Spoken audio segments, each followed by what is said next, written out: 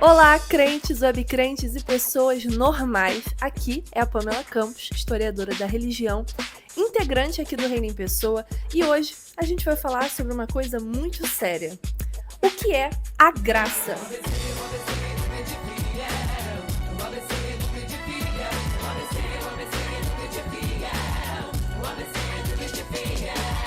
Nesse episódio do ABC do Crente, a gente vai falar sobre mais um dos fundamentos da fé cristã. A graça, como vocês bem sabem, é a condição que nos faz ser aceitos por Deus. Mas, muitas vezes, ela é vista com maus olhos, inclusive por pessoas que falam que quem é como o Reino em Pessoa, que defende uma visão do evangelho baseada no amor e na graça de Deus, é defensor de uma teologia chamada hipergraça, como se a graça nos permitisse fazer tudo o que a gente quer, dar vazão aos nossos desejos e não se preocupar com o juízo de Deus. Mas será que é isso mesmo? Então, sobre isso que a gente vai discutir nesse vídeo de hoje. Antes da gente começar, eu já quero te pedir para você deixar o seu like, se inscrever no nosso canal, ativar o sininho para você não perder nenhum dos nossos conteúdos. A gente não trabalha só com o ABC do Crente, a gente também tem outras séries como Leia a Bíblia Comigo, do Gibran, e também De Volta a EBD com a Agnes. Se você está chegando aqui agora no Reino em Pessoa, a gente também tem uma série de conteúdos sobre algumas outras temáticas. Pois bem, agora que você já conheceu a gente, vamos para o nosso vídeo. Vamos começar então a falar sobre o que é a graça. A definição clássica de graça, que eu tenho certeza que você aprendeu, seja na sua igreja, na escola bíblica dominical, no seu discipulado, com seus líderes e pastores, é favor imerecido dado por Deus. Então é uma dádiva, não há nada que nós humanos possamos fazer para alcançar esse favor. Nada.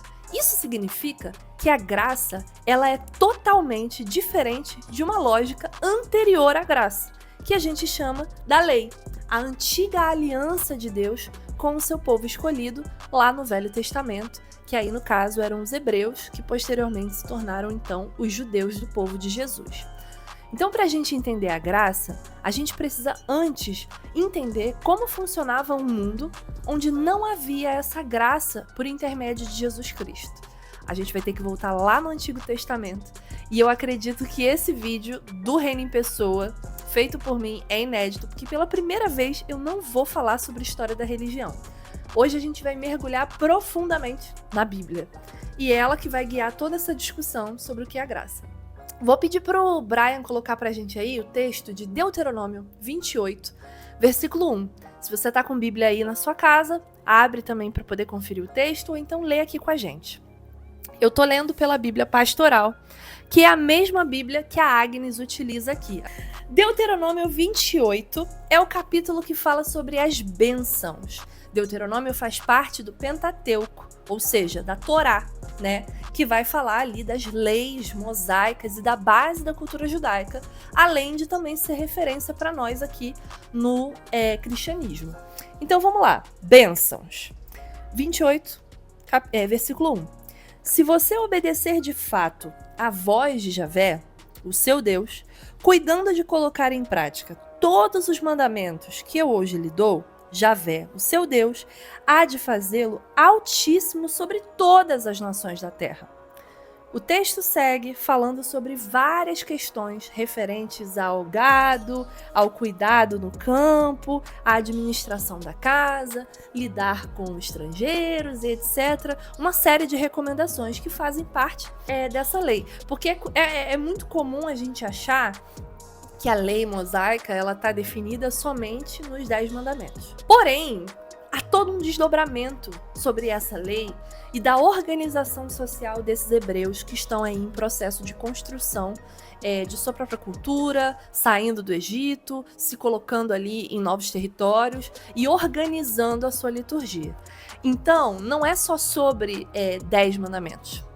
É sobre uma série de recomendações minuciosas específicas para organizar uma sociedade que acabou de sair da escravidão do Egito e que agora se encontrou com esse Deus e precisa aprender a viver fora da escravidão. Então é um processo árduo, é difícil, é extremamente detalhado e também tem uma série de punições. Isso porque, no mundo antigo, a gente está vivendo na vigência da lei que diz olho por olho, dente por dente. Então, essa moral punitiva era muito forte dentro daquela cultura e dos arredores dela também. Então, quando a gente olha para esse texto de Deuteronômio, a gente percebe aqui uma teologia da retribuição, uma teologia retributiva, ou seja, eu sou um bom menino, eu sou uma boa mulher, eu me comporto de acordo com as leis de Deus e então eu recebo algo em troca. Pelo meu próprio mérito, pelo meu esforço, eu consigo ter a minha recompensa. Essa teologia, ela coloca muitas questões na nossa mesa, porque a gente está acostumado a viver na lógica do evangelho, que não está dentro dessa organização da lei mosaica, dessa primeira aliança.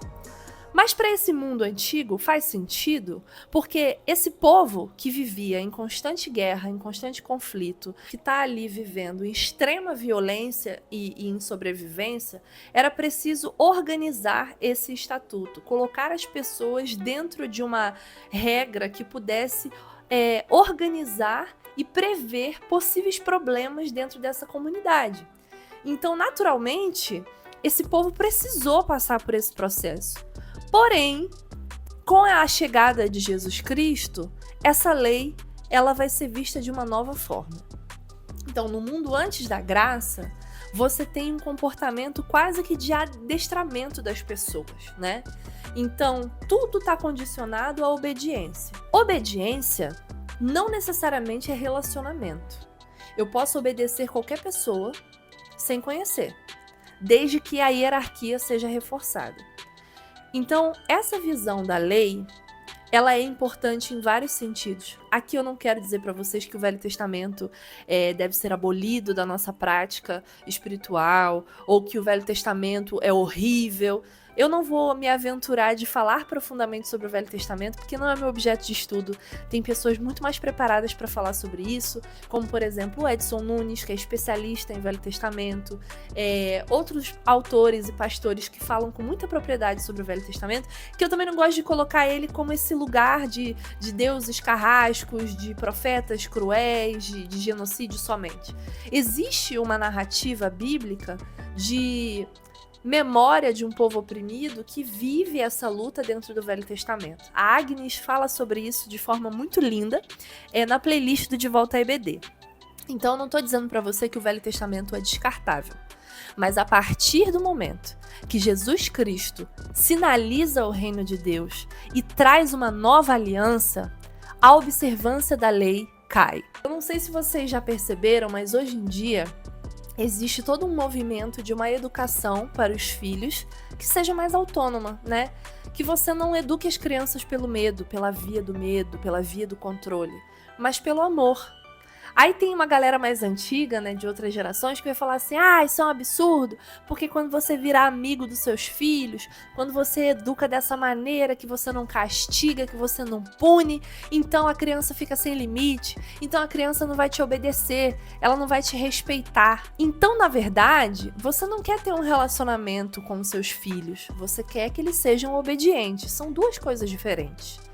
E aqui eu não estou dizendo que Deus queria isso, mas essa era a interpretação que aquele povo que tinha acabado de sair da escravidão do Egito, que não conhecia ainda essa forma de um Deus que ama, que cuida, que se apresenta dessa maneira, tinha. Então o povo está aprendendo, está construindo uma relação com Deus. Pessoas que estavam acostumadas a viver na lógica da barganha, como eles viam, por exemplo, nos outros povos, na realidade da maioria das religiões, inclusive a deles, que você tinha que oferecer um sacrifício e então você recebia algo em troca, que você tinha que se comportar de tal e tal maneira, que todo o seu comportamento era baseado na recompensa que você teria, e não nesse próprio relacionamento, como a gente vive hoje na lógica do evangelho. E aqui longe de mim querer dizer que as outras religiões não têm contato, mas dentro desse mundo antigo existia de fato essa mentalidade. Então, a gente precisa entender que antes da graça de Deus, antes da manifestação da graça através de Jesus Cristo, o mundo vivia dentro dessa lógica retributiva de barganha. Porém, isso é uma mentalidade humana, porque no próprio Velho Testamento, Deus se apresenta e clama pelo retorno do seu povo. Jeremias vai denunciar isso, né? Isaías vai mostrar isso também. O profeta está lá denunciando a idolatria do povo, a injustiça e etc. Mas Deus traz imagens de restauração, de convite e retorno à presença dele, que é atravessada com essa condição de obediência e observação da lei de acordo com seus mandamentos. É uma aliança firmada principalmente ali com a circuncisão, que vai determinar quem é esse povo, porque aqui no Velho Testamento, no mundo antigo, a gente olha para o ser humano, mas a mulher não está nivelada com o homem. É o homem, o patriarca, que detém as propriedades, que sustenta as famílias diversas que não são nucleares. Então a aliança é feita com esses varões através do seu próprio corpo, com a circuncisão. Olha o nível de profundidade no sentido de separar e mostrar através de um comportamento tanto visual com o próprio corpo, como também nessa observância da lei, que você é filho de Deus.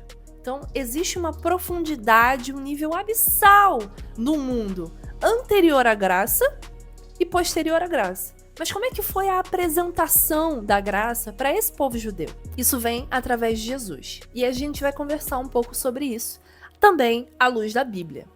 Primeiramente, a gente tem que entender que esse povo que está vivendo com Jesus, principalmente judeu, a princípio, né, que é quando Jesus começa ali então o seu ministério, é um povo farisaico. É um povo que está muito atravessado da tradição judaica, farisaica, que tinha tanto zelo pela lei, que eles entendiam que eles precisavam manifestar minuciosamente, detalhadamente, cada coisinha dessa lei, porque eles entendiam que isso era necessário para que eles pudessem ter contato com a presença de Deus. Então, através desse zelo, eles manifestavam então a sua experiência de fé com Deus. Então é um processo muito difícil, porque como é que você vai falar para um judeu que a partir de Jesus Cristo ele não precisa mais seguir milimetricamente tudo isso que ele aprendeu durante esses séculos de construção da historiografia deuteronomista, dos mandamentos, da profundidade da figura de Moisés no Antigo Testamento, que determina essa lei que permite que o povo de Israel tenha contato com Deus. Como que Jesus faz isso? E aí eu quero te convidar a abrir a sua Bíblia na parábola do bom samaritano. O texto é de Lucas, capítulo 10, a partir então aí do versículo 26. Esse texto é o da parábola do bom samaritano e, na minha opinião, esse é o melhor texto para a gente poder entender como foi a apresentação da graça para esse povo judeu, que também se estendeu até nós que não somos judeus, que não somos da tradição de Israel, e que Jesus mostra através dessa condição como que a lei não privilegia a vida, mas sim a letra pela letra, e não coloca ali um outro tipo de olhar para essa lei. Vamos lá. Eis que um especialista da lei se levantou e, para pôr Jesus em prova, lhe disse: Mestre, o que devo fazer para herdar a vida eterna? Jesus lhe respondeu: O que está escrito na lei? Como é que você a lê? Ele respondeu: Ame o Senhor seu Deus com todo o seu coração, com toda a sua alma, com toda a sua força, com toda a sua mente, e ao seu próximo como a ti mesmo. Jesus disse: Você respondeu certo, pratique isso e você viverá. Mas ele, querendo justificar-se, perguntou a Jesus: E quem é o meu próximo? Jesus respondeu: Certo homem descia de Jerusalém para Jericó. Caiu nas mãos de assaltantes que lhe tiraram a roupa, o espancaram e foram embora deixando-o meio morto. Por coincidência, um sacerdote descia por esse caminho. Ele o viu e passou pelo outro lado. Do mesmo modo, um levita que chegou a esse lugar viu e passou pelo outro lado. Mas um certo samaritano que estava viajando chegou junto dele, viu e se encheu de compaixão. Aproximou-se dele e tratou suas feridas, derramando nelas óleo e vinho. Então colocou o homem em seu próprio animal e o levou a uma pensão, onde cuidou dele. No dia seguinte, tirou 2 moedas de prata, deu-as ao dono da pensão e disse: Cuide dele. Quando eu voltar, lhe pagarei o que você tiver gastado a mais. Qual dos 3, na sua opinião, foi o próximo daquele que caiu nas mãos dos assaltantes? Ele respondeu: aquele que o tratou com misericórdia. E Jesus lhe disse: vá e faça você também a mesma coisa. Pausa. Parábola do Bom Samaritano, um clássico. Só que a gente deixa passar vários detalhes aqui nessa construção da parábola do Bom Samaritano. Inclusive, como Jesus foi sagaz com essa parábola. Isso porque ele coloca dois personagens fundamentais aqui. Um sacerdote e um levita. Na primeira parte do vídeo, eu estava falando para vocês que a lei mosaica, ela não está somente nos 10 testamentos. Ela tem uma série de desdobramentos e recomendações, inclusive para a classe sacerdotal. E aqui a gente está falando do sacerdote e do levita, que são os descendentes aí da tribo de Levi e que foram separados, segundo o Antigo Testamento, para a própria herança de Deus no sentido da organização religiosa e da construção do tabernáculo e do templo. Você vai lá em Números, você vai em Levítico, você vai em Deuteronômio, tem uma série de referências. Puxa toda a linhagem dos levitas, falam que eles vão seguir a Arão e que eles vão ter que cuidar ali desse trabalho do templo. Quem cuida do templo tem leis estritas de pureza. O sacerdote, por exemplo, passou de lado pelo meio morto porque existe uma lei explícita em Levítico 21:11 que fala que o sacerdote não poderá tocar em uma pessoa morta, mesmo que seja seu próprio pai ou sua mãe. Isso o tornaria impuro. Pausa. Eu sempre li a parábola do Bom Samaritano como se o sacerdote só fosse uma pessoa mesmo ruim, assim. Como se ele não quisesse tocar naquele cara, porque ele não teve... Tipo assim, não é problema meu, vou seguir, vou passar de lado e não tô nem aí. Só que quando você olha com cuidado a referência que Jesus está fazendo nesse texto, na verdade ele não tá dizendo que o sacerdote é ruim. Na verdade ele tá falando, olha só, o sacerdote, ele tá observando a lei. Ele fez uma coisa que a gente olha hoje e vê como cruel, porque ele estava querendo agradar a Deus e se manter puro. Porque senão ele teria que passar por um processo, ser desmoralizado, falhou na sua missão como sacerdote. Outra coisa importante é que o levita passa e faz a mesma coisa. Por quê? Porque o levita está condicionado a cuidar ali das coisas do templo e se envolve com os sacerdotes. Então ele também não poderia se tornar impuro. As outras pessoas que eu acredito que também passaram por essa estrada, que não estão sendo narradas aqui na parábola, eu acho que porque Jesus quis trazer esse confronto da lei versus a misericórdia, vão passar de lado desse meio morto, né, que é dado como morto pelas pessoas, porque isso também implicava ter condição social para fazer um sacrifício para que você pudesse então expiar esse pecado de impureza que você cometeu. Não é todo mundo que tem condição de fazer isso.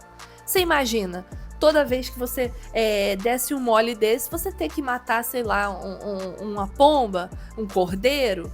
As pessoas que poderiam matar esses animais eram pessoas que tinham posses, né? Por isso que você tem uma classificação também de outros animais para que seja mais acessível para as pessoas, mas a lei também condicionava hierarquicamente quem poderia se manter puro e quem não poderia. Nesse sentido, existem várias profissões que são consideradas impuras também no Velho Testamento.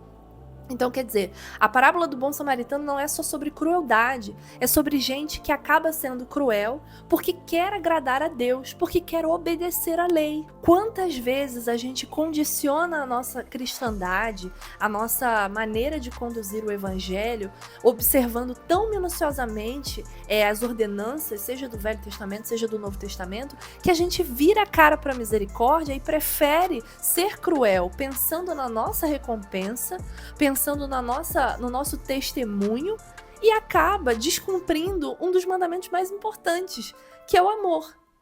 Então, o que Jesus está mostrando na parábola do Bom Samaritano para esse judeu especialista da lei é que, olha, a lei não resolve tudo. A misericórdia, ela traz vida.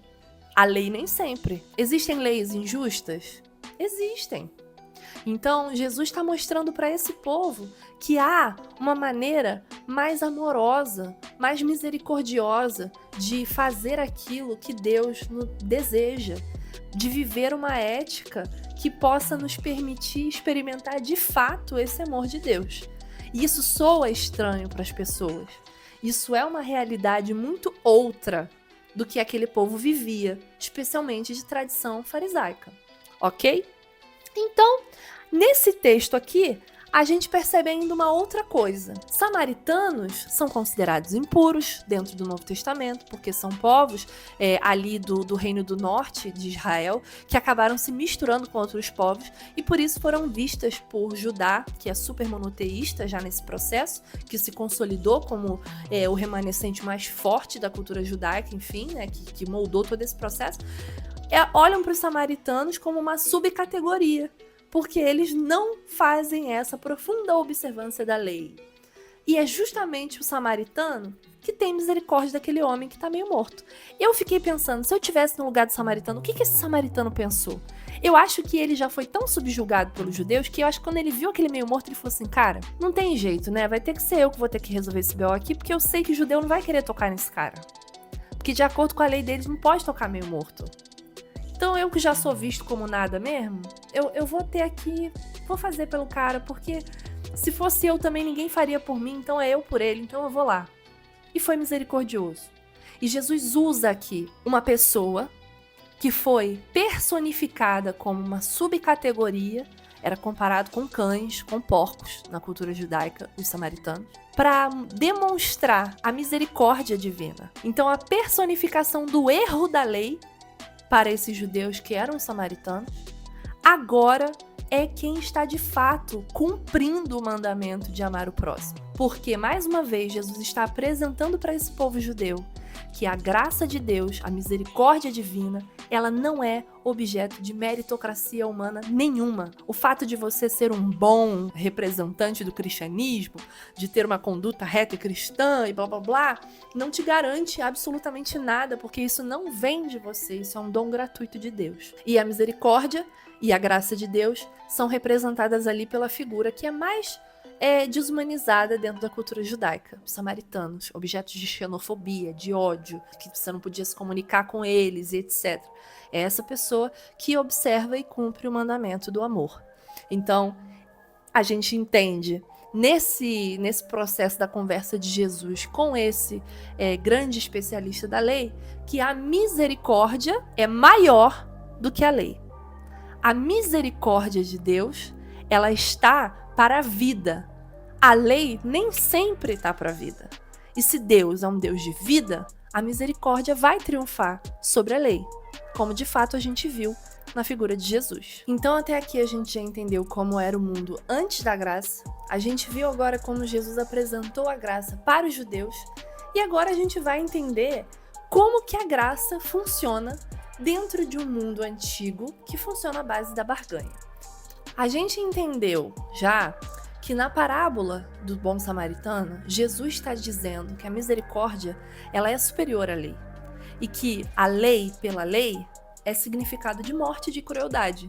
Mas olhar a lei através de olhos de misericórdia nos possibilita nos aproximar do mandamento mais importante, que é amar a Deus e amar o próximo. Perfeito. Então tá. Agora, tem uma outra parábola, que é a de Mateus, no capítulo 20, que é dos trabalhadores da vinha, que vai explicar como é a justiça de Deus através da graça. Porque quando a gente fala de misericórdia, é muito comum as pessoas falarem assim, tá bom, Deus ama, mas Deus também é justo. Então a gente não pode deixar de falar sobre a justiça de Deus e o juízo de Deus. Ok. Mas, nas palavras de Jesus, na parábola dos trabalhadores da vinha, a gente entende que a justiça divina que atua mediante a graça de Deus é completamente outra, que parece até loucura para nós humanos e que está fora dos nossos esquemas de vingança, de ira, porque o juízo de Deus é um juízo baseado no amor e na graça. Não é um juízo de vingança e de retribuição, de pagar com a mesma moeda. E o juízo, antes de qualquer coisa, é de Deus. Então vamos lá. Na parábola dos trabalhadores da vinha, o que acontece é o seguinte: tá passando um proprietário, ele precisa de trabalhadores para o campo dele, e ele vai passando pela cidade, né, os seus funcionários ali, contratando pessoas para trabalhar para ele. O funcionário começa a contratar no início do dia e termina no final do dia. Desde o início da parábola, ele combina que vai pagar uma moeda de prata. Ele não determina se, pelo fato da pessoa ter trabalhado mais ou menos, o salário vai ser equivalente. Ele só diz que vai pagar uma moeda de prata. Todo mundo embarca no carrossel, vai trabalhar, A galerinha chega no final, trabalha também, mas só no fim do dia, e aí vem a hora do pagamento. E aí o proprietário diz assim: paga primeiro os últimos e deixa para o final os primeiros. A galera que chegou primeiro estava achando que ia receber mais e reclamou quando viu o pagamento, que estava sendo igual para todo mundo. Virou e falou assim: ué, a gente aturou o calor, o sol, trabalhamos muito mais do que todo mundo e você tá pagando a mesma coisa pra galera que chegou só no fim do dia? E o proprietário fala: você tá chateado porque eu tô sendo bom? Você tá querendo decidir por mim o que eu vou fazer? Aí ele vira e fala assim, ó: por acaso não posso fazer o que eu quero com o que é meu? Ou você está com ciúmes porque eu sou bom?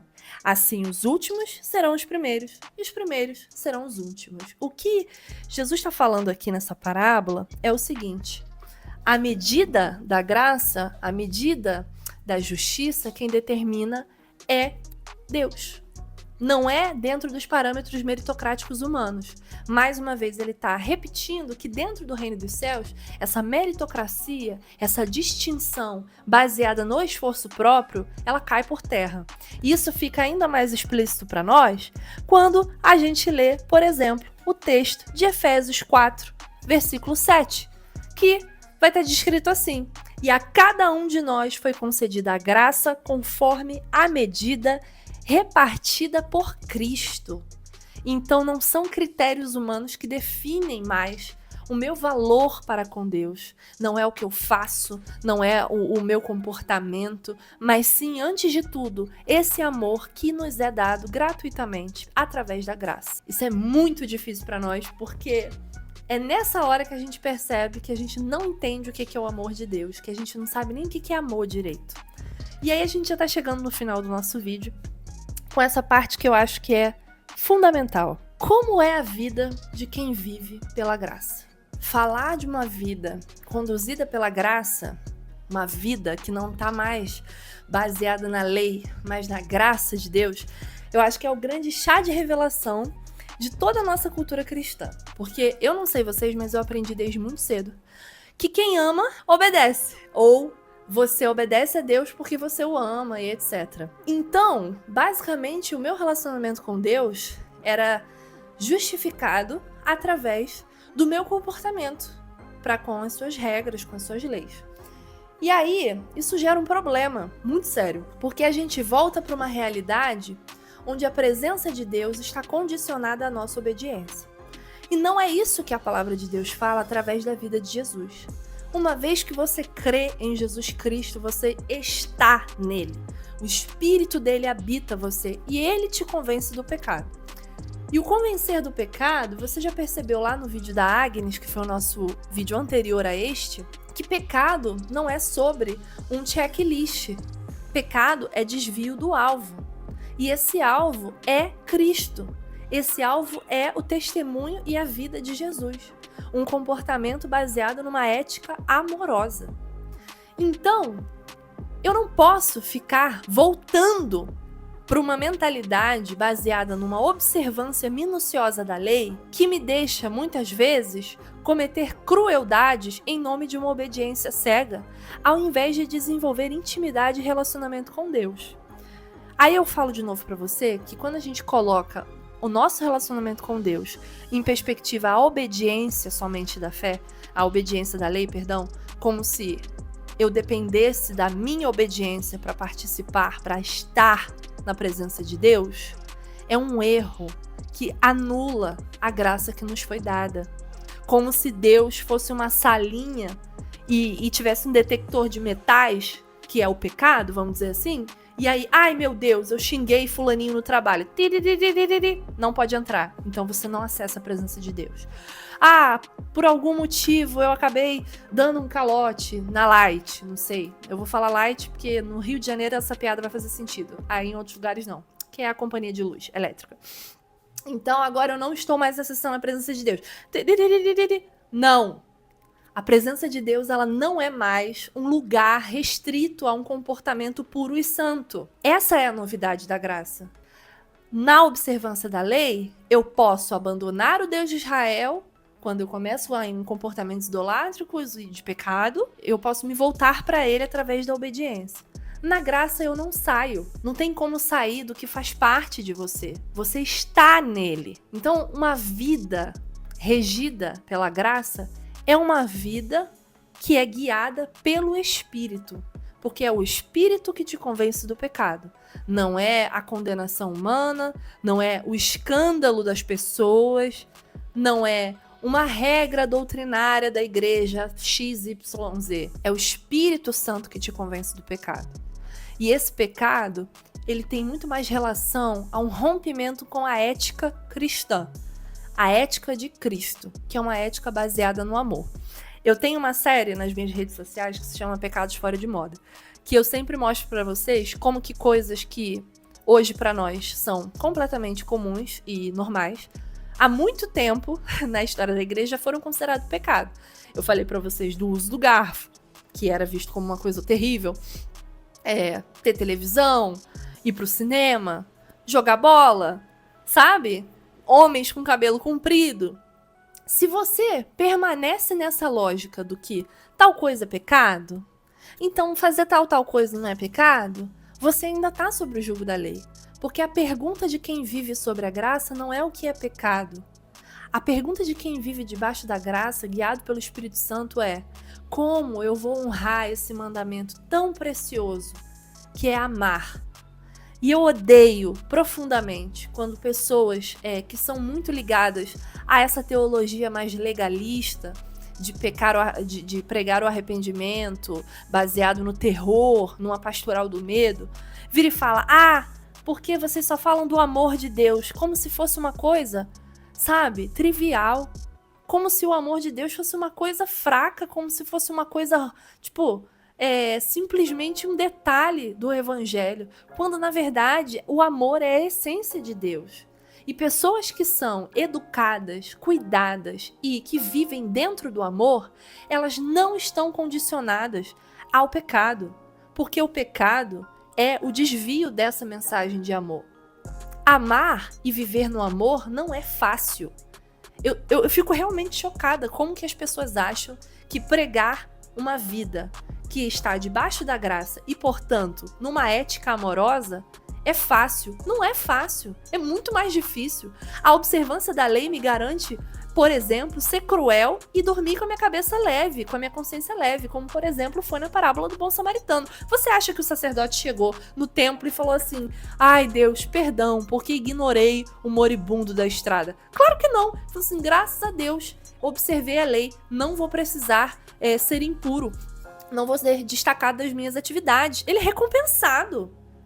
É muito mais fácil. Agora, você colocar a misericórdia como o eixo da sua vida, o amor como o centro da sua vida, é muito difícil. Porque amor não é falar. Amor é fazer. A Bell Hooks vai falar no livro dela Tudo sobre o Amor. Aliás, eu amo a Bell Hooks, é uma das minhas autoras preferidas no mundo e faleceu, infelizmente. Ela vai falar que o amor é o que o amor faz. Perceba como isso faz sentido para nós. João fala isso. Quem ama está em Deus. Quem não ama não conhece a Deus. Quem diz que ama, mas não se compadece, nunca viu o amor. E o amor é a essência de Deus. Colossenses vai dizer que o amor é o elo da perfeição. Então, enquanto a galera fica discutindo que a graça, a hipergraça, porque aí é muito fácil, porque Deus é só amor, não sei o quê, a palavra de Deus está dizendo o quê? O amor é o elo perfeito, é o que me possibilitou estar reconciliada com Deus. Se ele não tivesse me amado primeiro, se ele não tivesse olhado para nós com misericórdia e com graça, se ele não tivesse nos ensinado a amar, ai de mim, ai de você. A palavra também vai dizer que o amor de muitos esfriará, e as pessoas acham que o amor está condicionado a regras morais. Essas regras morais vão passar. O que era pecado para várias denominações no século passado, hoje, são feitos aí à luz do dia. Tocar bateria na igreja. Mulher usar calça. Cortar cabelo, pintar unha de vermelho. Sabe o que acontece quando você fica completamente obcecado na observância da lei, na doutrina, na moral? Você se torna uma pessoa carnal. E aqui eu vou falar carnal. Odeio fazer essa dualidade, mas é só para ficar mais didático. Quanto mais você observa a lei minuciosa no sentido de se destacar do mundo, você perde de vista o amor de Deus e você se preocupa com condicionais. Quando você coloca condições para acessar a presença de Deus, você está matando o evangelho, que é acessível a todos. Você está atrapalhando a sinalização do reino de Deus. Eu sei que é pesado isso que eu tô falando. E é difícil também, tá? Mas é muita discussão de Gálatas. Quer ver uma galera que não entendeu muito bem o que é a graça? O pessoal de Gálatas. Paulo fica full pistola. Ele chega e escreve na carta: eu não tô entendendo por que vocês estão pedindo pro povo se circuncidar. Você lembra que eu falei pra você no início do vídeo? No início do vídeo a gente tava falando o quê? Que a antiga aliança era baseada na circuncisão também. E na observância da lei. Agora o pessoal tá em Cristo, tá vivendo entre gentios e tá pedindo pra galera que não é judaica pra circuncidar, pra poder participar da igreja de Cristo. Olha que loucura! Então, você prega um evangelho de Jesus que te ama, que se oferece pra você, que se coloca à sua disposição para você se reconciliar com Deus, e aí você quer colocar condições para as pessoas se aproximarem de Deus, quando a palavra é explícita e diz que o Espírito Santo convence do pecado, não é a sua pregação, o seu discurso de repreensão. Nada disso faz sentido. Ah, porque amor é passar a mão na cabeça. Nada disso. Amor é justamente você constranger a pessoa no seu comportamento que é completamente aleatório com quem vive segundo o Espírito Santo de Deus, e através desse amor ela entende por que vale a pena defender essa ética amorosa, ao invés de ficar buscando por mérito próprio a validação em Deus. E aí a discussão em Gálatas está girando em torno disso. Então quer dizer que Jesus não é suficiente para vocês? Que a fé em Cristo não é suficiente para vocês? Quer dizer que a graça e a salvação não é bom demais para vocês? Vocês têm que ainda se circuncidar, vocês ainda têm que se escravizar na observância da lei. Vocês precisam se envaidecer de alguma maneira, fazer distinção entre vocês para dizer quem é mais puro, quem é mais santo. E aí ele chega, então, à determinação cabal, que eu gosto desse texto, eu acho que ele é importante, Gálatas 5, 13, 14, pois a lei toda está completa num só mandamento: amar o próximo como a si mesmo. Não é fácil viver uma vida baseada no amor. Não é mais leve viver uma vida baseada no amor. O amor aqui não é um amor hedonista baseado no seu próprio ego. É justamente um amor que tem misericórdia do próximo e de você mesmo. É um amor que te orienta a se sacrificar às vezes, a abrir mão de coisas que seriam mais confortáveis para você, como fez o samaritano, que poderia ter seguido o baile, não ter gastado dinheiro a mais, não ter parado a sua viagem para cuidar de uma pessoa que ele não conhecia. Então, o amor é o apontamento de quem vive debaixo da graça. E isso é valioso. Porque isso tira a gente, suspende a gente de condições terrenas e temporárias. De que, então se a Pamela tem um piercing no septo, pintou o cabelo de vermelho, diz que é feminista, então ela é do capeta. No próximo século vai ser o quê? E no século anterior era o quê? Era o fato de eu, de eu ser uma mulher e não querer casar. Então eu tô com o diabo no corpo, eu não sou santa, eu não sou pura. Condições terrenas que vão matando a profundidade do Evangelho de Cristo, que é baseado numa ética amorosa, porque é a essência do próprio Deus. E é um relacionamento. Quando você baseia o seu relacionamento com Deus no amor, você tem uma intimidade com Ele que a lei não vai te garantir. Porque eu nunca vi ninguém ter intimidade com quem não tá em paridade, no sentido de que você não pode conversar, você não pode desabafar, você não pode acessar, porque é tudo sobre uma correspondência entre obediência e desobediência. Então, quem vive debaixo da graça, vive pelo amor guiado no Espírito Santo. Quem vive debaixo da graça, desenvolve um relacionamento de intimidade com Deus. Porque quando você tem contato com a presença de Jesus Cristo, na pessoa de Cristo, o que João 15 vai falar? Já não sois mais servos, antes são meus amigos. Eu revelo a vontade do Pai para vocês. Eu conto os meus segredos para vocês, porque vocês são meus amigos. Um relacionamento de amizade com Deus de intimidade a ponto de falar Abba Pai, que é completamente diferente de uma lógica onde ele é o meu Senhor, onde ele é o Senhor dos exércitos, onde ele tá distante no trono. Por que eu vou querer trocar isso? Sabe? Por que eu vou querer viver essa realidade se eu posso viver Emanuel, que é Deus conosco? Então, eu acredito que a graça, ela nos permite estar embalados na presença de Deus de maneira que não dá pra você ficar tipo um interruptorzinho saindo dela. É muito engraçado quando a gente vai pra culto e aí a gente escuta: Senhor, estamos agora aqui na tua presença. Senhor, estamos sentindo aqui a tua presença. Viver na graça é estar constantemente mergulhado em Deus. E só por isso permanecemos vivos. Estar numa vida de relacionamento e intimidade com Cristo não nos coloca numa condição. Agora eu tô, agora eu não tô. Aqui eu acessei, aqui eu não acessei. Como se fosse uma chancela, sabe? Um interruptor que você liga e desliga. Pequei, caí, tô fora da presença de Deus. Voltei, obedeci, tô aqui. Não, até no seu erro. Até quando você se desvia. A graça, ela não é só um lugar, ela é um encontro. É como se você fosse um imã, sabe? Já viu imãs magnéticos assim que não importa onde você esteja, sempre vai te puxar de volta. É um encontro. É um encontro de amor de Deus com você. Porque você tem intimidade com Ele. Porque Ele não é o seu Senhor. Ele é seu Pai, Ele é seu amigo. Ele está com você e você está nele. É muito diferente a perspectiva da graça. E uma vida orientada pelo amor é uma vida de quem conhece a Deus e de quem vive segundo a sua vontade, como o 1 João, que eu já falei aqui pra vocês, vai falar. Se toda a lei gira em torno desse mandamento, então toda a minha ética cristã deve estar preocupada com o amor e não com o pecado. Então, quando falam pra mim que o que a gente defende aqui é a doutrina da hipergraça, eu falo que é um pleonasmo.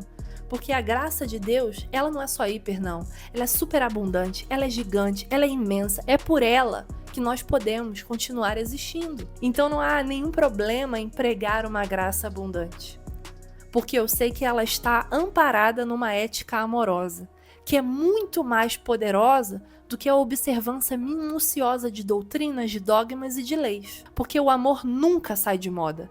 Ele parte do princípio de que a misericórdia e a vida, elas precisam estar sendo orientadas no sentido de amor para que o reino de Deus se faça possível. Então isso não tem como mudar. Isso não tem como você discutir. Por isso que é mais difícil. Por isso que eu não olho para o amor como se fosse uma coisa fácil de fazer. Porque, na verdade, ele é um convite contínuo. E eu gosto de defender a graça, eu gosto de dizer que a nossa ética é guiada pelo amor de Deus, porque a graça, ela é um lembrete de que, para Deus, a humanidade não é descartável. Não é. Porque, assim, parece que tudo que sai dessa observância fanática da lei está condicionado ao fogo eterno, está condicionado à destruição. E isso é muito assim, dá para perceber nas nossas igrejas tradicionais, hegemônicas, enfim, até nas progressistas mesmo, que existe ainda dentro de nós um pecado terrível de que é fazer da vida em comunidade um terrível tribunal, como se as pessoas pudessem de fato ser descartáveis. Eu vou falar uma coisa assim, do meu segmento. Quantas vezes a gente cancela pessoas, né? Então quer dizer, errou, vacilou aqui, acabou. Não quero mais contato, não quero mais relacionamento, não quero mais saber, eu não vou deixar mais participar disso, daquilo. Não. A graça, ela é um modelo para que a gente possa olhar para a humanidade e entender que ela não é descartável, de que ela precisa de reconciliação e que ela precisa também de ser reparada.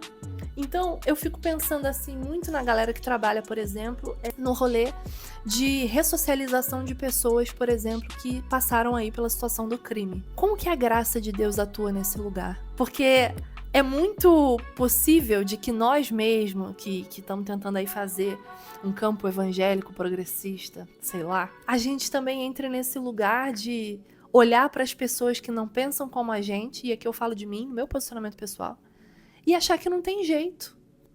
E ignorar e dizer, eu não faço parte, eu não quero saber, não entra na minha igreja, não vai ser comunhão comigo, não é meu irmão em Cristo, eu não quero ver pintar de ouro na minha frente, eu vou começar um outro ministério, eu vou sair. Quando a graça de Deus mostra pra gente que sempre há esperança e reconciliação. Sempre. A graça de Deus é o que nos dá a esperança de ver no outro uma possibilidade de transformação. Eu gosto de pensar assim. Eu estava estudando sobre abolicionismo penal, que são vertentes de que entendem que a punição, por exemplo, os sistemas carcerários, eles falham em ressociabilizar as pessoas e que essa não é a melhor forma de você lidar com infratores, né? E a graça de Deus também não é isso? Vai falar aqui tá defendendo o bandido. Não, eu tô só mostrando que Deus é tão misericordioso que o seu amor também é corretivo.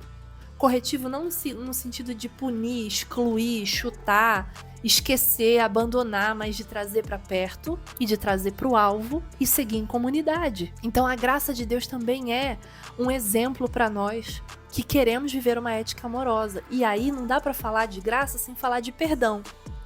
Perdão para coisas que a gente também não tem nem condição, mas que tá dentro da nossa ética amorosa. Eu não posso queimar CPF. Por isso que eu falo que viver na observância da lei é muito mais fácil. Porque a lei, ela apoia a exclusão também. Ela apoia a punição. E o que não é mais gostoso do que você ver alguém que te magoou, que te violentou de alguma forma, pagar. Eu adoro. Eu tenho um espírito de leona vingativa, é meu espinho na carne. Eu tenho que ficar orando pra Deus pra poder melhorar esse sentimento dentro de mim. Mas é o que a minha carne fala, sabe? De tipo, quero ver pagar. E não é justiça, é vingança, é diferente. Então, a graça de Deus, ela também nos aponta para um modelo de sociedade onde as pessoas possam ser restauradas e não descartadas. O reino de Deus não é um lugar de pessoas descartáveis, mas de pessoas transformadas, restauradas, que vivem segundo o Espírito, que é uma base na ética amorosa de Cristo. E já finalizando aqui, uma coisa que me trouxe muita lucidez, uma coisa que me trouxe muita paz no meu coração, de entender que a graça, ela não me permite viver uma vida no sentido assim de licenciosidade e de pensar em mim mesma, em primeiro lugar. Mas de entender todo esse projeto como uma construção de uma comunidade que vibra a presença de Deus, que se parece com Jesus, que anda com Jesus, sabe? O salário do pecado é a morte, mas o dom gratuito de Deus é a vida eterna. Isso aí Paulo vai dizer em Romanos 6:23. E eu acho engraçado como todo crente gosta de falar só a primeira parte desse versículo, que é o salário do pecado é a morte. Mas o dom gratuito, você não pode fazer nada, Deus é que faz. É a vida eterna em Cristo. Se o pecado é a morte e a vida eterna está através da graça em Cristo, então eu posso dizer para vocês que a morte também é uma condição de quem está fora da ética amorosa de Jesus. Se toda a lei, segundo Paulo, está completa no mandamento do amor, então a consequência de quem não ama é a morte. Quem vai falar isso é 1 João 3,14. Nós sabemos que passamos da morte para a vida, porque amamos aos irmãos. Quem não ama permanece na morte. Então, dentro da ética de Deus, da graça, o amor é fundamental, porque o amor me orienta a ser como Jesus Cristo, a ser como Deus na sua essência amorosa, a parecer com quem me criou, a voltar àquele estado que Deus, quando criou o mundo, disse que tudo era bom, tudo era agradável. Não é seguir a lei, é seguir o amor, porque o amor educa e orienta para a vida. A lei apresenta o pecado e a morte. Então, a única questão aqui que a gente debate quando a gente fala de graça é que você não dependa de esquemas humanos para parecer com Jesus, viver nesse esquema de observância da lei. A graça te garante acesso a Cristo e ela te apresenta a coisa mais preciosa, que é o amor. Se estamos salvos, foi porque Deus nos amou primeiro, porque Deus amou o mundo. Toda a palavra, todo o evangelho é costurado de amor. O amor não é um detalhe. O amor não é um elemento do evangelho. Ele é a essência de Deus. Ele é a plataforma que nos sustenta dentro da presença de Deus. E aí eu quero citar aqui um trecho do livro da Bell Hooks, que fala sobre toda forma de amor, né? Tudo sobre o amor. Ela vira e fala assim: todo despertar para o amor é um despertar espiritual. Então, se você tem medo do pecado, se você tem medo da lei, se você tem medo de ir para o inferno, qual é o lugar que você tem que estar? Dentro do amor, que é o elo da perfeição, porque o amor lança fora todo medo. Quem é o amor? É Deus. Então, a única certeza que a gente pode ter dentro de uma vida baseada na graça, de uma vida debaixo da graça, é que o amor é mais forte do que a morte, que é o salário do pecado. Então, se existe uma maneira de você permanecer vivendo, tendo saúde espiritual, tendo intimidade com Jesus Cristo, com Deus, seguindo o chamado de todo cristão, é amando. A única certeza que você pode ter de permanecer em Deus é amando. A única certeza que você pode ter de completar toda a lei, até se você for legalista, é amando. Então o amor não é secundário, o amor atravessa toda a história de Jesus Cristo, toda a história da humanidade, toda a história do Evangelho. Não é um detalhe, não é uma subcategoria, não é menos importante, não é frágil, não é coisa de gente que não tem comprometimento com a palavra, pelo contrário. Se você vive pela graça é porque você entendeu que o amor é a base para que a gente possa continuar caminhando com Cristo. E o amor não é de palavra, é ação, compromisso, responsabilidade e, acima de tudo, autonomia com a sua fé. Amor é para quem tem maturidade espiritual. Observância da lei é para quem está viciado em velhos esquemas ou para quem ainda não captou a mensagem de Jesus. É isso, já falei demais. Beijo grande, tamo junto. Não esquece de dar like nesse vídeo, mandar essa mensagem para quem precisa e me dizer aqui o que você achou disso aqui nos comentários. Beijo e até a próxima!